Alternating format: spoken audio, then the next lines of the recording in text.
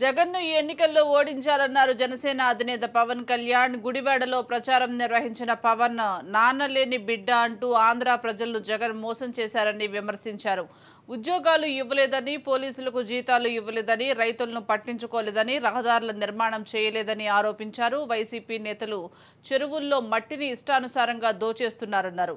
దేవాలయ భూములను కాజేస్తున్నారని పవన్ ఆగ్రహం వ్యక్తం చేశారు. ఏదైనా మాట్లాడదామంటే పచ్చిబూతులు ఇంట్లో వాళ్ళని తిడితే ఎట్లా? ఉన్నది అసెంబ్లీ దేనికి? ఉదాహరణకి ల్యాండ్ టైటిలింగ్ యాక్టే ఉంది. ల్యాండ్ టైటిలింగ్ యాక్ట్ లో అసెంబ్లీలో పెట్టి ప్రతిపక్షాలు గొంతు ఇవ్వాలి. ఏమో చంద్రబాబు గారు చెప్పేవారేమో, ఇవన్నీ తెలుగుదేశం నాయకులు చెప్పేవారేమో. ఈ సమస్య ఉంది, రేపు పొద్దున బ్యాంకుల్లో తాకట్టు పెట్టుకోవాలంటే ఎట్లా? ఇవన్నీ అడిగే ఒక డిబేట్ ఉంటుందా? డిబేట్ లేదు. ఏదైనా మాట్లాడితే ఇంట్లో కూర్చున్న ఆడవాళ్ళని తిడతారు, లేదంటే బెదిరిస్తారు. ఈ ప్రభుత్వం డబుల్ డి ప్రభుత్వం. దాడులు, దోపిడీలు, బూతులు తప్ప ఇంకేమీ చేయలేదు ఈ ప్రభుత్వం.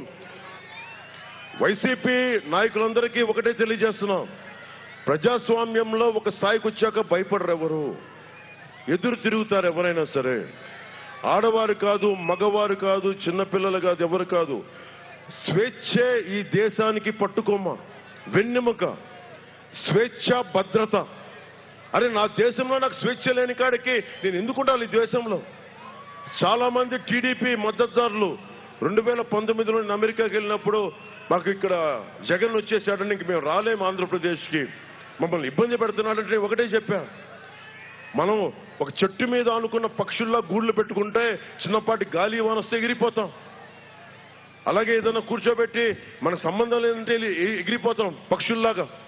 అరే, మనం వేళ్ళూనుకున్న చెట్టులాగా, భూమికి వేళ్ళూనుకున్న మనుషులం మనం.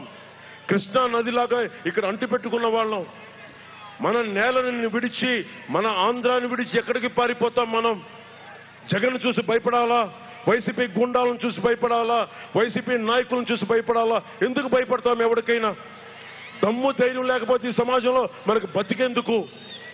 నేను మీకు ఉన్నదే అన్ని తెగించి వచ్చాను, మీ గుండెల్లో ధైర్యం నింపడానికి వచ్చాను. ధైర్యం ఇప్పటం సభకి అనుమతిస్తే